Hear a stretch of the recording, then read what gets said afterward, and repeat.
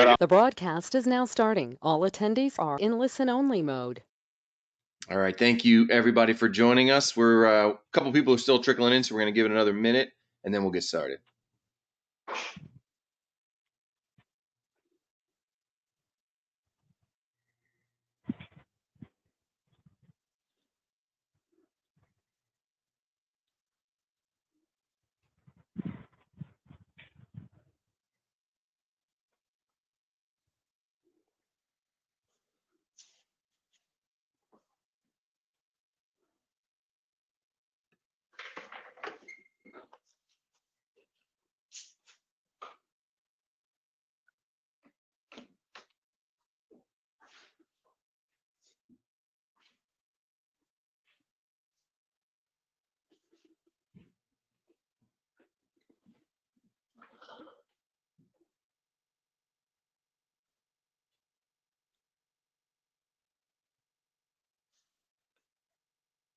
All right.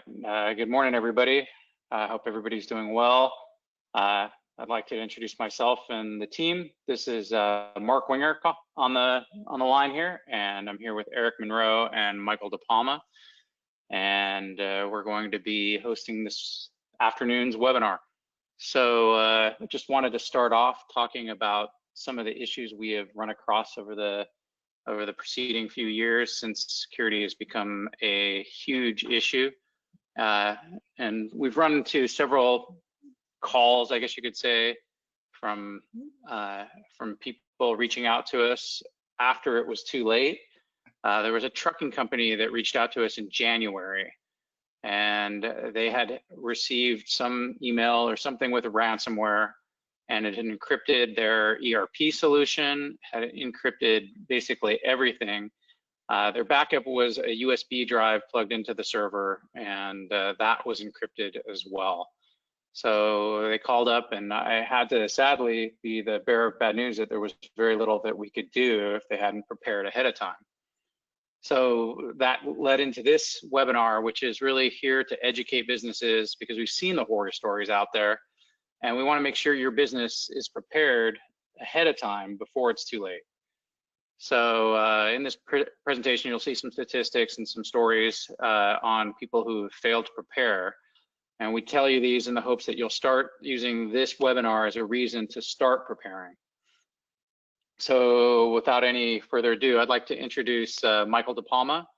He's the senior channel development manager at Datto and all-around guru.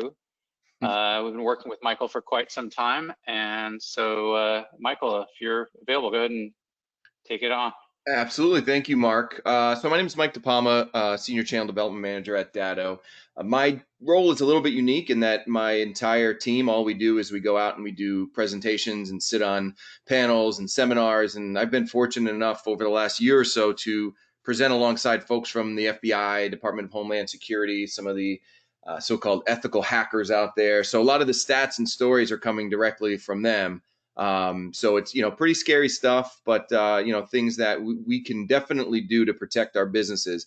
Really quickly about Datto, if you're not familiar with us, we are a business continuity provider based out of Norwalk, Connecticut. So we're about 40 miles east of Manhattan. This is now in our 13th year. For the entrepreneurs on the call, it's actually a really cool story. Our founder started the company when he was 22, started building these devices in his parents' basement by hand and selling them online. And you fast forward to 2015, we got $1 billion valuation. We're actually the only unicorn company in the state of Connecticut. So one of those really cool basement to billion stories, which is pretty awesome. Up over 1,800 employees worldwide, and we protect over 560 petabytes of data in our 9 data centers around the world. We have 2 here in the States, one in Allentown and one in Salt Lake City, Utah. It's one of the largest private data centers in the world. So we're not using any of the shared data centers. This is all data for folks with a Datto device. So that is Datto. So before we get started, and you think about the world that we're living in over the last 3 months, I like to take a step back and think about things in eras. And actually, Mark and I, we are both history people, so I think he'll like this slide. But you go back and you look at the Bronze Age and the Stone Age and all these things. And 1,000 years from now, when people look back at what age we're in right now, it's clearly the digital data revolution. This is starting in the 70s. Everyone is tied to their data and to, access to all of that data. And, to be honest, thank goodness. I mean, where would we be right now if this COVID chaos had happened 20 years ago? But that's the reality of it. And at every stage, there's folks that are going to go out there and try to exploit whatever it is that's going on. And that includes right now. You see these criminals, they're going to seize on any opportunity they can. And their ability to pivot and take advantage of the times is pretty amazing. I mean, within days of the shutdowns around the world, there was targeted spear phishing attacks saying, hey, somebody in your family had been infected. Click here to see what the next steps are. That's malware. That Johns Hopkins University website that everybody's going to that shows all of the different cases and by state and by country. Within days, there was a dummy website that looked exactly like it that was going around on social media, which was malware. So they're very, they're very opportunistic, and they see right now is a lot of low hanging fruit. I've been giving ransomware specific presentations for close to 5 years now. And 5 years ago, you look out into the crowd and you get some head nods, and a lot of people are looking at their phones. Not something, hey, this will never hit me. I'm, small business. As the years have gone on, you get a lot more head nods. You get a lot of people now pulling their phones out and taking pictures of specific stats because either they've been hit or a vendor of theirs has been hit, or a client or a competitor. And now you're starting to see this rise. And it really came to a head, and really where we saw it make worldwide news was back in May of 2017, where we had the WannaCry attack. Now, at the time, it was the largest single-day, single-virus attack that we've ever seen. 150 countries were impacted, 220,000 networks by a single virus in a single day. And so now it's, front page of every newspaper, lead story on every website. This was worldwide news.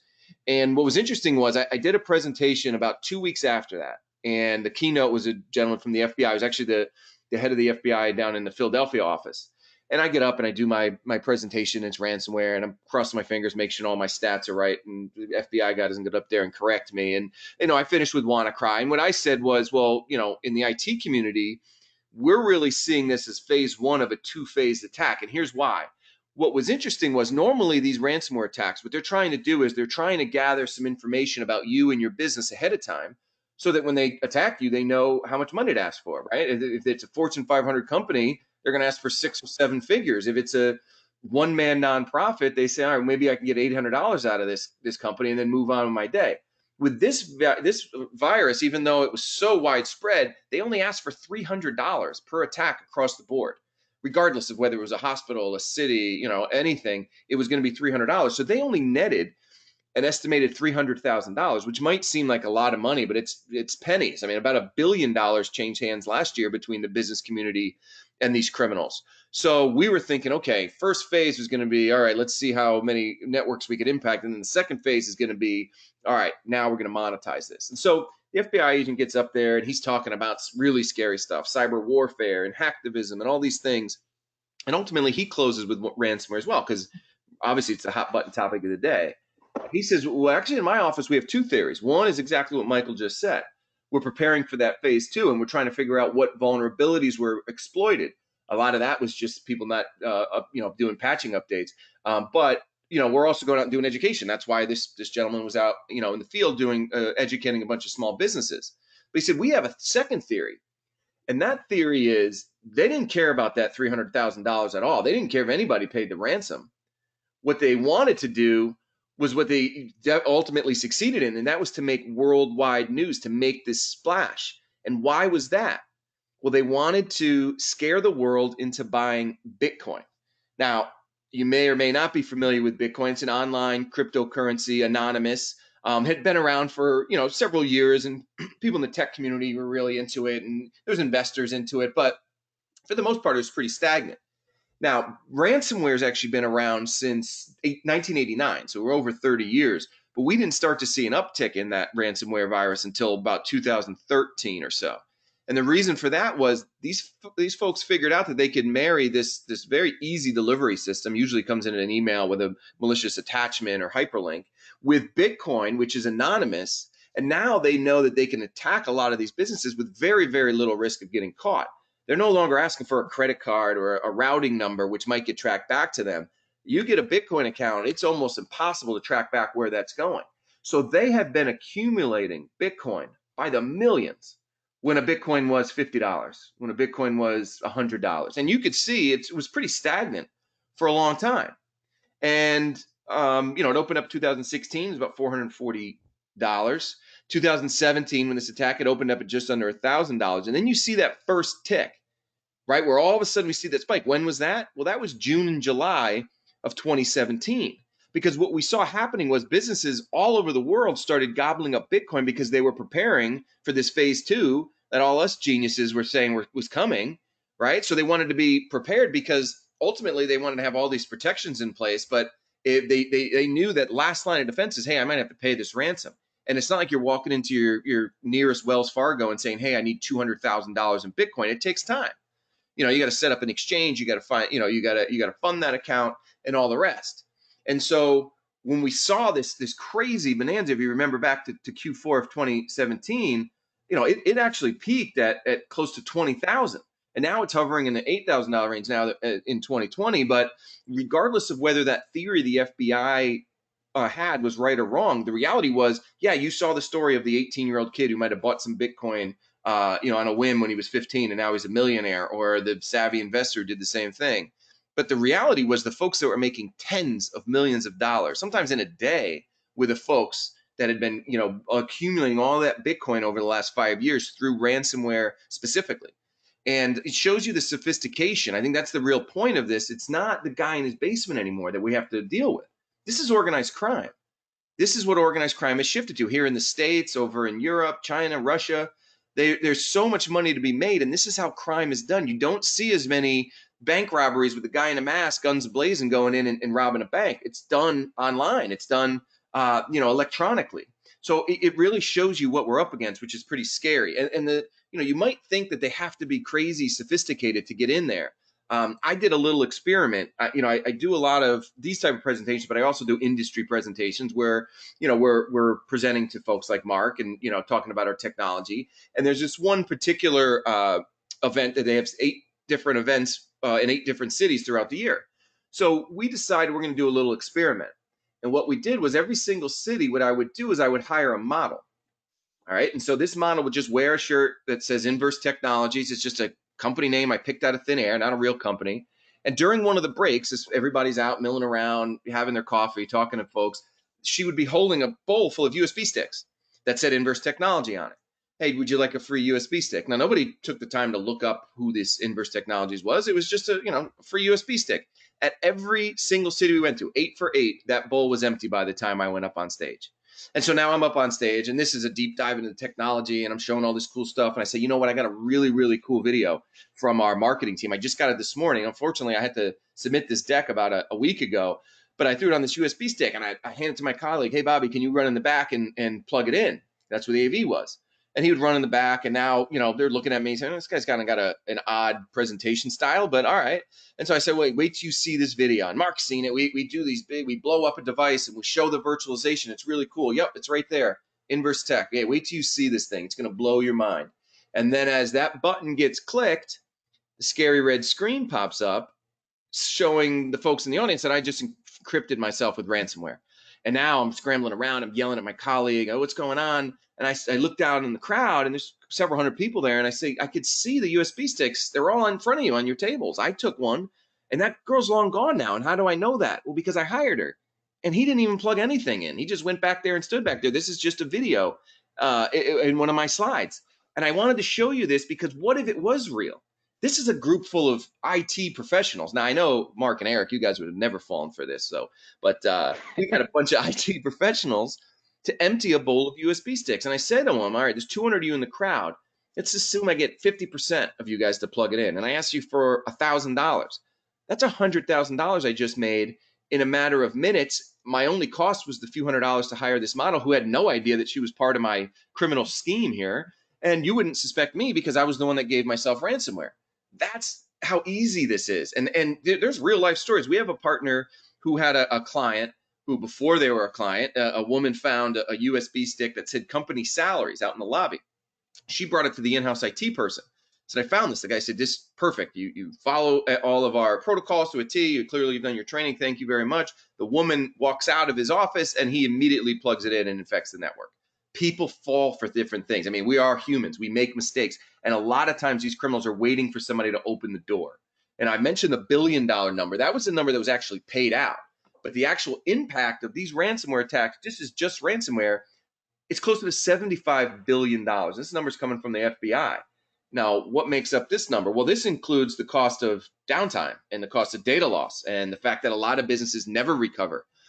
There's some really scary stats. PricewaterhouseCoopers put out a stat a couple of years ago that said 71% of small businesses that are down for a week or more close their doors within 12 months. FEMA, we're starting hurricane season. FEMA put out a study last year that said 60% of small businesses impacted by a natural disaster never reopen their doors. So that downtime, regardless of how it happens, really puts a strain on a business. And that's what makes up this $75 billion. And we could sit here on any one of these webinars and kind of acronym you to death, but there's two that the criminals are very, very well aware of, and two that you should be able to answer on your own after this. And that's just simply your RPO and your RTO. Now, we'll start with RPO, recovery point objective, that star on the left. This one's simple. How much data are you at risk of losing at any given time? Simply put, how often are you taking your backups? Is it hourly? All right, then you're saying, okay, it's okay if I lose an hour's worth of data. Maybe a day is fine for you. Maybe it needs to be 10 minutes. Every business is going to be different. But for the most part, people feel pretty comfortable that, yeah, I'm backing up my data. I find very few businesses aren't backing up their data in some form or fashion. And maybe they're not backing it up often enough, but this is an easy question you should be able to answer. And so the first piece of leverage these criminals have, specifically with ransomware, is they've encrypted your data. They're not stealing it for the most part. They're just encrypting it and holding it for hostage. And so if you're not backing up your data at all, then of course you have to pay because you need to get your data back. But most people are backing up their data, and the criminals know that. And so that piece of leverage, if that's the only piece of leverage that they had, they probably wouldn't get a ton of people to pay that ransom. But the right-hand side of the screen is the real piece of leverage they have, and that's your recovery time objective. How much downtime would you incur before it really started to impact your bottom line? And that comes back to, okay, you're backing up your data. Have you ever done a disaster test? Have you ever seen how long it would take you to bring all of that data back and get it back into a production environment? Would that be a day, a week, longer? A lot of folks can't answer that. And that's the important piece, because what the criminals do is they'll say, all right, pay me $5,000. And if not, okay, well then go recover your data from wherever it lives. And come call me back in a week and tell me if that downtime cost you more than the $5,000. They want you to do that math in their head. And if you can't recover in a timely fashion, it's always more cost effective just to pay the ransom. And that's why we're seeing so many small businesses do that. And this story, it's close to 2 years old, but I like it because it shows real hard numbers. This is not theoretical. Hey, this is how much it cost. This is the city of Atlanta. They were hit with ransomware a couple years back. They were asked for $52,000. Now, all these numbers are public. They didn't pay it. The government, policy is not to pay these guys, and so they didn't pay it. But the city of Atlanta, they backing up their data. They can get their data back. All of their systems were down. Criminal databases, everything. Within a couple weeks, the story came out that was confirmed by the city that they had already invested about $2.7 million to try to remediate this problem. 3 weeks later, they still had systems that were down. Big cost, right? Now, the scary part was about 6 months later, they went back to the city and said, hey, we need another $9.5 million to completely remediate this problem. So now you had the $52,000 ransomware ask, or the total investment of $12 million. That is what makes up that $75 billion number. And these are, astronomical numbers. And I know sometimes it's hard to scale down to your business, but I could show you that the annual IT budget for the city of Atlanta is $35 million. So a third of their entire budget went towards remediating this one ransomware attack. And this math will scale regardless of the industry and all the rest. You want to talk about businesses that actually did go out of business. You might have seen this story. There was a medical practice out in Michigan. They got hit with ransomware. They were not able to recover. Their backups had failed, and they were not able to get their data back. That included not just schedules and payment, but also patient information. They weren't able to build it again, and they just closed their doors. They just decided to retire. because they just didn't have the bandwidth to go back and put all those things together. So this really can attack any industry. You'll read the story about the hospitals that are attacked, which are, sensational stories, but it's actually the SMB community that's being hit much, much harder than the enterprise level. And you could find out really any industry, you'll see that.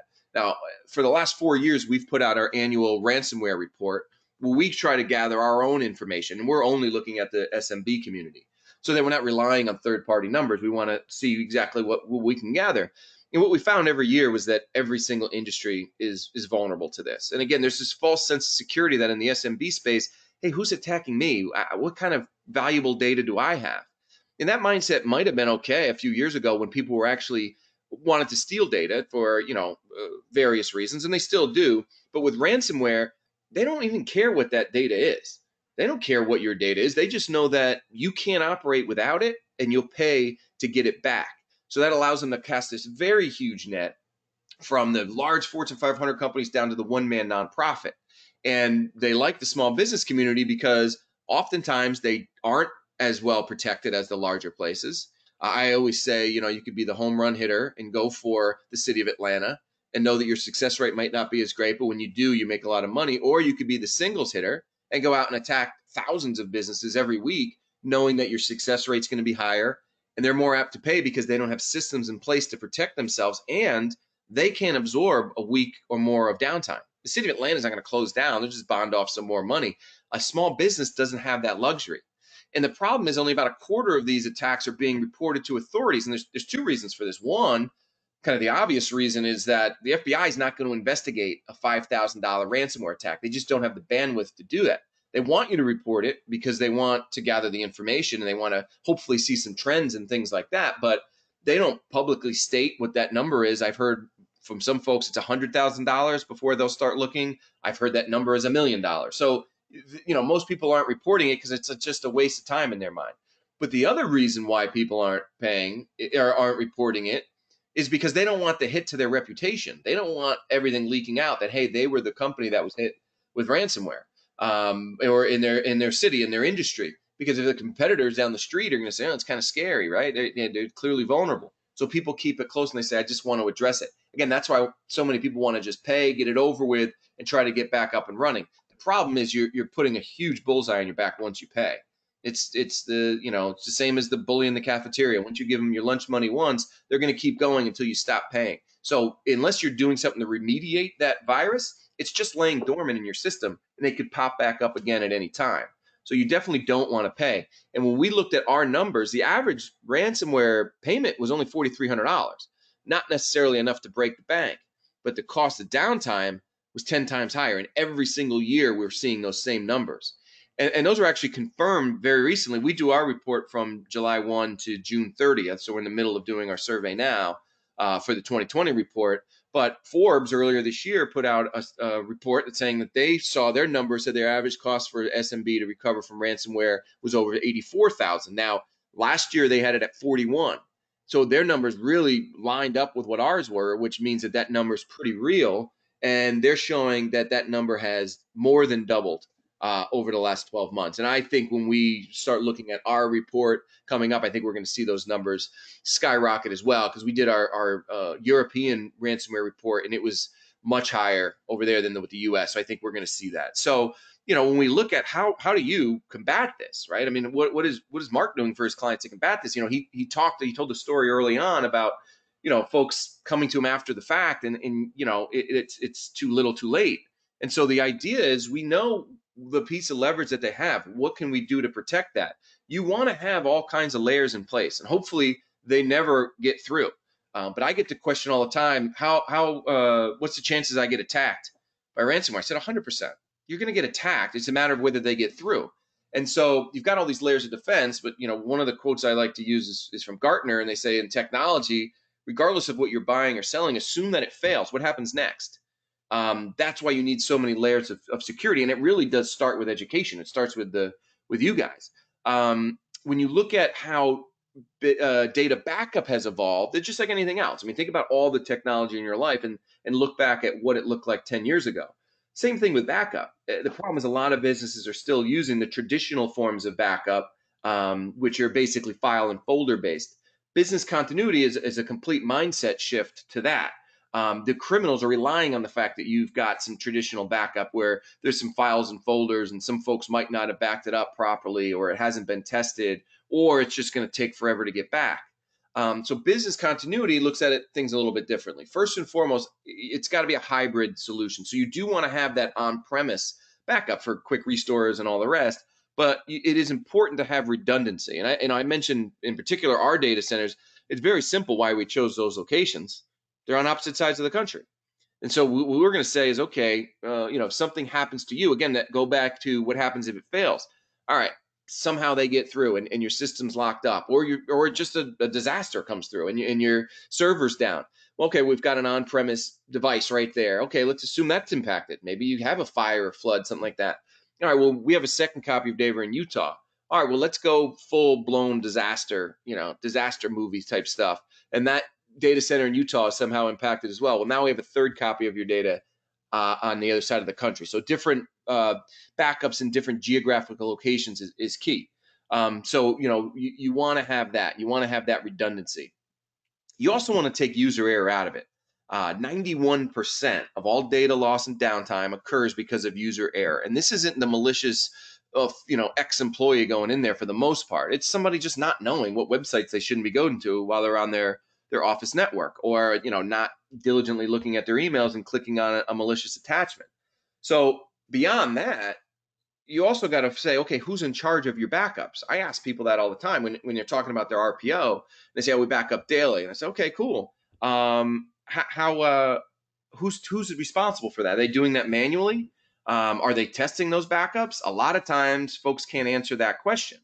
And so you want to take that user error out of it. So you would basically sit down, and particularly you'd sit down with Mark and Eric and say, okay, I need to back up my data every hour. That's my RPO goal. Okay, we'll set it up every hour during business hours. Those backups are going to automatically occur, and they're automatically going to be tested, both locally and that offsite sync occurred. And you might get hopefully you see all these pretty green dots, but you might get an X that maybe a backup failed, or it looks like it had failed. Well, now, Mark and Eric can go in and they could proactively figure out what's going on and not worry, not wait until a disaster strikes and you say, oh, man, our backup's been failing for the last 3 weeks and nobody's been testing them or nobody's been looking into them.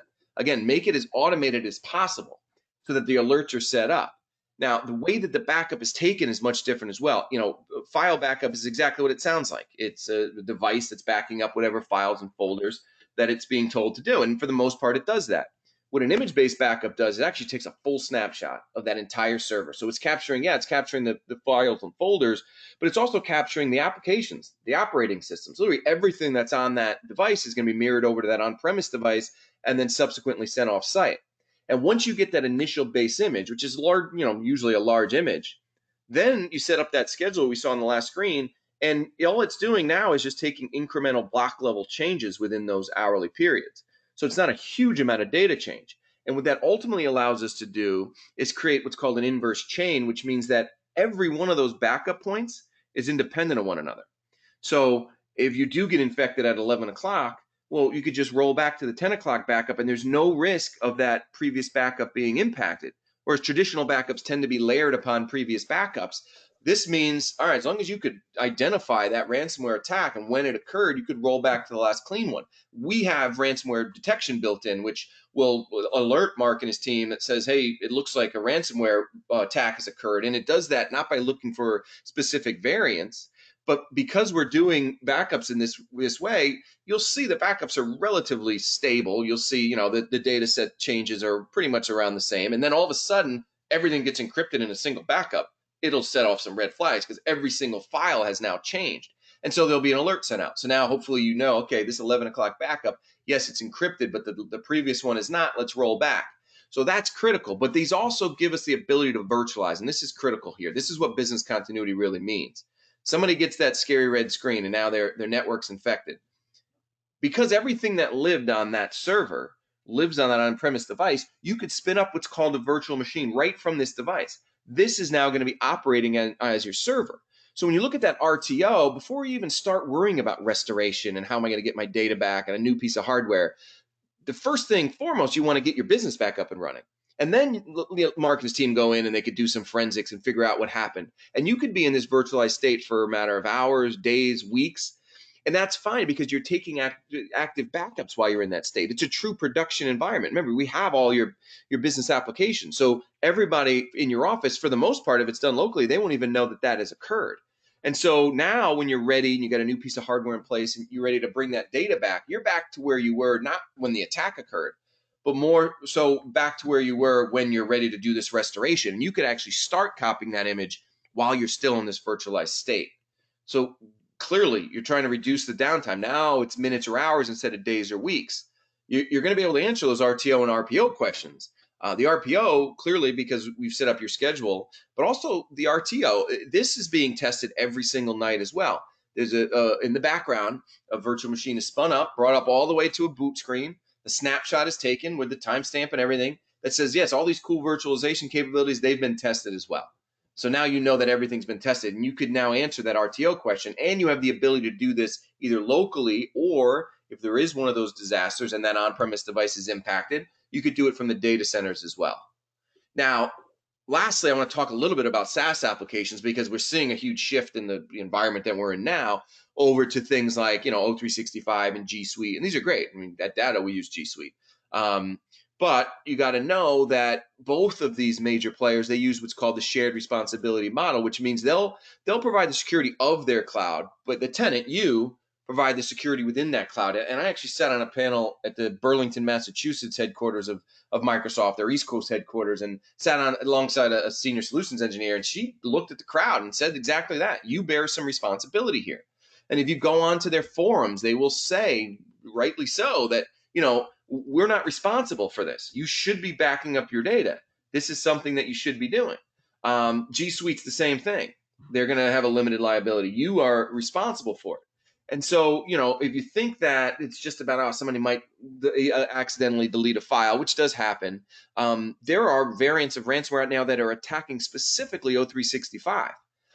There's a gentleman, you can Google him. His name is Kevin Mitnick. He actually at one point was on the FBI's most wanted list as the most notorious hacker back in the 90s. He did get caught, went to jail, came out. Kind of, if you've seen the movie Catch Me If You Can, he's now one of the good guys. And he came out to our big DattoCon convention last year and stood on stage with 2 laptops and showed a virus that he created. He called Ransom Cloud. And within minutes, he was able to encrypt an O365 domain. And email came in, it looked legit, right? Microsoft Anti-Spam Pro.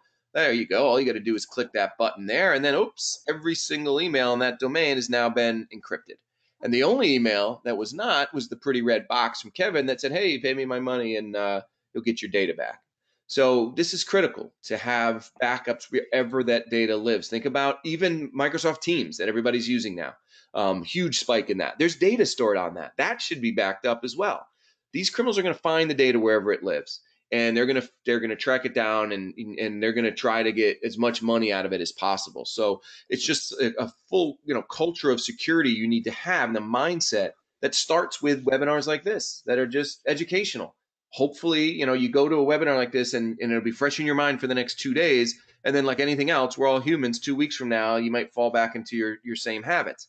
This should be an ongoing kind of culture of security within your business to make sure that if you are attacked, you're able to take out both of their legs, both of the pieces of leverage that they have. And that's critical. So with that, Mark, I don't know if you've got some parting thoughts. If you do have any questions for the folks, everybody's muted, but there is a chat box, and if you have any questions, we can get to those as well. But Mark, anything else you want to add? Yeah, I mean, you spoke about layers, and our, part of the way we do business is multiple layers on that. And so our technology success partnership, where we really partnership and align our interests with our clients, is built around those layers, as many layers as we can put to help prevent problems from happening. And we do, for our technology success partners, have business continuity planning as part of our system. So we would love to talk to anybody who's interested about building a business continuity plan for them and making sure that their entire data stack from cloud to servers to desktops is protected. So it'd be great if you're interested to chat or reach out to us. directly, you can reach out to me, mark@zephyrnetworks.com, or call us at 949-226-7226. All right, we do have a question coming in, Mark. We have an antivirus firewall in place. Isn't that enough to just block the ransomware from the get-go? I will let you take this one. It's not enough. Unfortunately, hackers and malicious people will access things through the cloud, like Michael was saying earlier, through email. And you need to have the full stack of protection, because that's all these hackers do, is try to figure out ways around those type of things. Now they are an essential part of this problem, but they've proven to be insufficient to what hackers have been able to achieve. Yeah, I mean, it's nearly impossible to keep up. If I can expand on that, this is Eric. Yeah. Hackers right now are doing a whole bunch of social engineering. So they're going to target your company. They're going to look in LinkedIn. They're going to tell you that their boss asked you to do something. They're going to know everything they can know about your company and your C-level employees, or whoever the owners or managers are, to work their way into your business. And then with the thumb drives too getting scattered around, as soon as you put that into a system, you could potentially infect it. And as long antivirus systems nowadays, they work on signatures, and that signature might not be uploaded into your system. The other methods that attackers are using is they have file lists. Like it's an attack. It's not even a file. So when you go to a website, the website data that comes across in a stream will infect your computer. And so one of the strategies that we have is behavior identification on top of the antivirus. So in case the file, it's not a file that comes across, but a data stream that's malicious, we can identify that. And then the other thing is, we need to keep them out of your network as much as possible, because with the ransomware systems now, they'll say, okay, you've got good backups, we're going to restore you. Well, we've got a copy of all your data because we've been in your network for the last 90 days. If you don't pay us, we're going to just post all of your data on the internet at this website. So they've even taken it to the next level. And we really need to get our arms around the entire layered security and make sure that each one of those defenses are protected and accounted for, so you don't have these issues. And especially, and it all starts with education. Yeah, go ahead. Oh, it all starts with education, which is a huge part of this whole process, and everybody who's listening to this has taken the first step. Yeah, absolutely. It's a company-wide culture that needs to shift, and that will really be your first layer of defense. Yeah, and especially where, in the work remote, I know we're starting to get back to some sort of normalcy, but, the criminals love it. So much low-hanging fruit with people going and working from home on an unsecured network, or potentially, an unsecured endpoint. And the sense of security, it just, typically if you're sitting at your desk, you have more of a sense of, hey, I need to be more diligent than you are when you're on your couch. It's just the reality. We're all humans. And so it even is more important now to stay on top of the education piece, because again, it's easier to fall, to get lazy when you're working from home. I'm sure you're seeing an uptick in that as well, Mark. Yeah, not so much, but we've heard stuff, but most of our clients are pretty well protected, and we did get ahead of that probably prior to even everybody working from home. So we can help everybody else get there as well. I've got another question coming in. Do they target individuals or mainly businesses? You want to take that, Eric or Mark? Yeah, they actually target both. So they'll actually look at who the executive assistant is for a company, and then they'll do all the research in Facebook and LinkedIn and know everything they can find out about your culture or your sphere of influence, and then use the information they've gathered to kind of trick you into letting them in. So yes, they will attack individuals and they will attack whole businesses. We've seen both. I have a story about that. My wife's grandmother comes over on a Saturday. She's crying She's got her laptop in her hand. She says, Mike, I got attacked on my computer got attacked. I said, what happened, Karen? She said, well, a thing popped up saying it was from Microsoft, and they told me to call this number because there was something wrong. And I called them, and somehow they got access to my thing, and they locked up everything. All my pictures are gone. And it sounds silly, like Karen. How do you think Microsoft is just monitoring your little laptop, and they're going to send you, a reminder they want to help you? But so many people fall for it, and she had to pay. She paid something to get it back. Probably not as much, but that was just, again, some low hanging fruit. It attacked, this poor woman and squeezed a couple $100 out of her. Ouch. Ouch. That's a rough story. They went after somebody, who a senior, but I've heard that as well several times. It's terrible what they do. Yeah. Well, we had a client that before they hired us, Zephyr, they targeted their payroll person, and they were monitoring their email system, and they knew when the CEO was going to Europe for some business. And so while he was in Europe, they impersonated the CEO to their accounts payable person and said, hey, wire this money to my client in Europe. And they gave him an account number, and it looked like it came from him. They sent it off, and they've lost tens of thousands of dollars in that wire transfer and weren't able to recover it. And that was an attack through Office 365. Yeah, you talk to some of the governmental agency folks, they're seeing a huge uptick in that type of attack.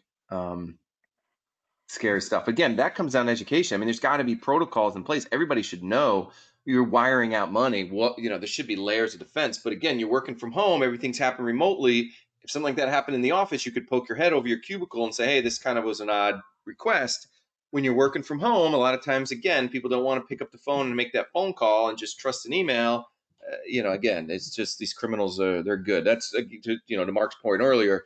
A lot of your clients haven't fallen into this, but because the education has been done up front, and not just the technology side of things, but the actual user experience, the user education is just as critical as any technology you're going to put in place. It's true. So I'm not seeing any other questions come in. So Mark, Eric, you have any parting thoughts here? No, just thank everyone for attending, and look forward to offering any help or advice that we can. Just in any way we can keep this stuff from happening and affecting you adversely is what we like to do, and even if you're a client or not. Yeah. Yeah. Well, Michael, thank you for doing this. Go ahead. All right. Thank you guys all very much. We did record this, so if you want to share it with other folks in your office or anybody else, you'll get that. You just reach out and we can get you that recording. But thank you, everyone, for joining. Mark, Eric, thank you so much for putting this together, and have a great rest of your day. Thank you, Michael. Great weekend. Thanks, Michael. All right. Bye-bye.